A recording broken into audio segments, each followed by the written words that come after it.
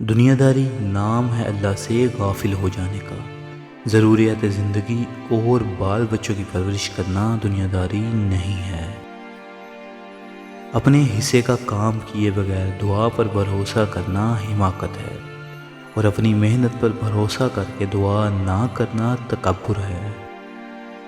کسی کو اتنا پیار دو کہ گنجائش نہ چھوڑو، اگر وہ پھر بھی تمہارا نہ بن سکے تو اسے چھوڑ دو، کیونکہ وہ محبت کا طلبگار ہی نہیں بلکہ ضرورت کا پجاری ہے۔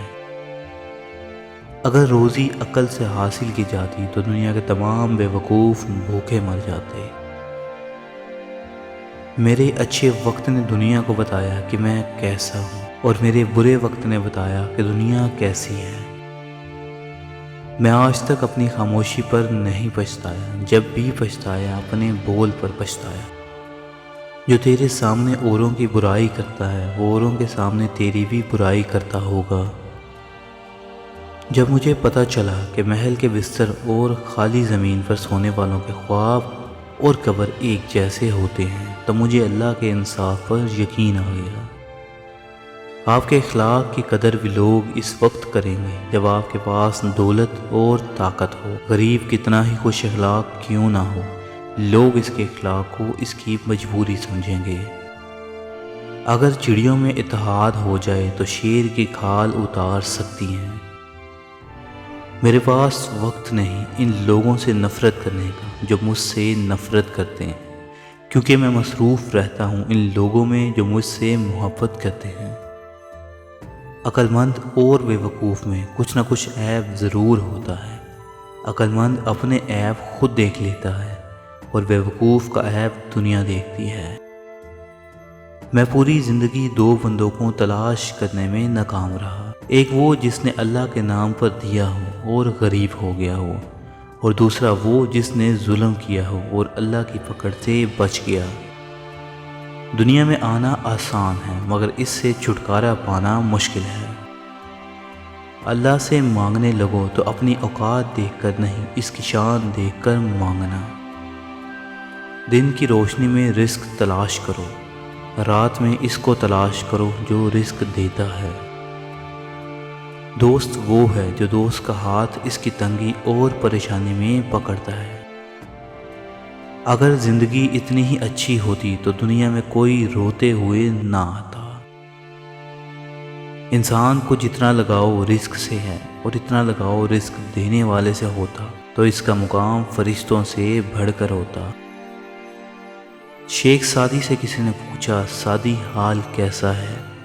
فرمایا، اللہ کی نعمتیں کھا کھا کے دانت ٹوٹ گئے ہیں، لیکن زبان اس کی ناشکری سے باز نہیں آتی۔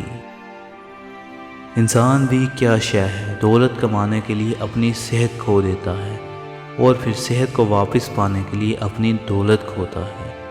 مستقبل کا سوچ کر اپنا حال ضائع کرتا ہے، پھر مستقبل میں اپنا ماضی یاد کر کے روتا ہے۔ جیتا ایسے ہے جیسے کبھی مرنا ہی نہیں، اور مرتا ایسے ہے جیسے کبھی جیا ہی نہیں۔ اگر تم چاہتے ہو تمہارا نام باقی رہے تو اولاد کو اچھا اخلاق سکھاؤ۔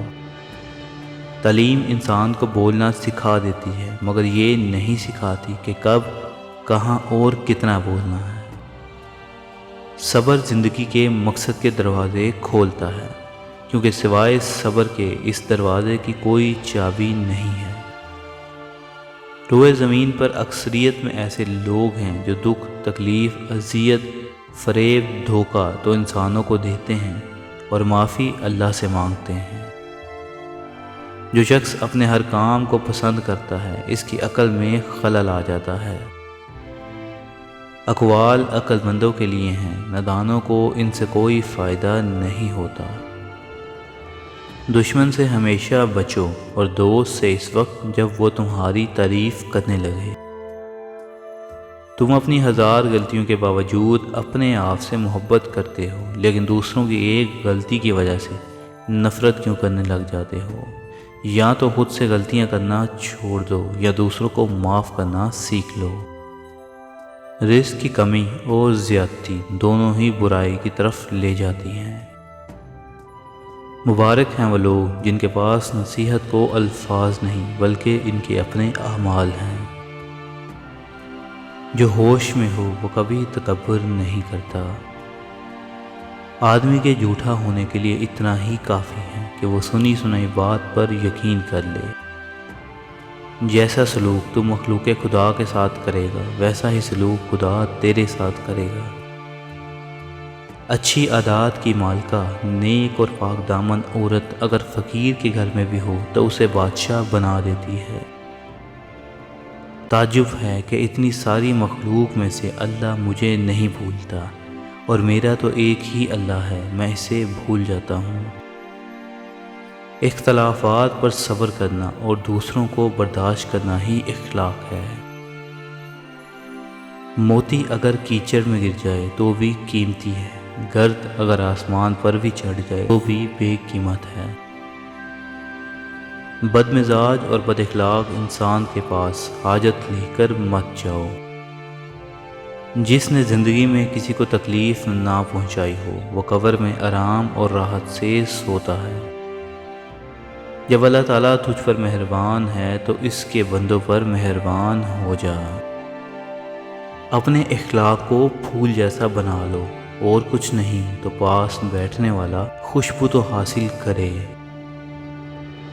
جاہلوں کا طریقہ یہ ہے کہ جب ان کی دلیل مقابل کے آگے نہیں چلتی تو لڑنا شروع کر دیتے ہیں۔ توبہ کرنا آسان ہے لیکن گناہ چھوڑنا مشکل ہے۔ جس بندے نے کسی عورت سے اس لیے شادی کی کہ وہ بہت ہی خوبصورت اور حسین ہے، یاد رکھو کبھی نہ کبھی ذلیل و خوار ضرور ہوگا۔ محبوب کی ملاقات کے لیے دلوں کا جوش مارنا شوق کہلاتا ہے، چنانچہ جس قدر محبت ہوگی اس قدر شوق بھی ہوگا۔ شادی کا مطلب یہ نہیں ہوتا کہ ایک دوسرے کے بدن پر قبضہ جما لیا جائے، بلکہ اس کا مطلب یہ ہے ایک کی کمی کو دوسرے سے پوری کرنے کا نام شادی ہے۔ وہ قوم کبھی ترقی نہیں کر سکتی جو عورت کو غلام بنا کر رکھتی ہے اور عورتوں پر ظلم کرتی ہے۔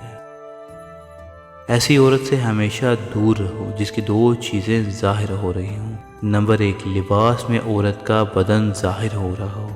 نمبر 2، بولتے وقت اس کی بد اخلاقی ظاہر ہو رہی ہو۔ مزید ویڈیوز کے لیے سبسکرائب کریں۔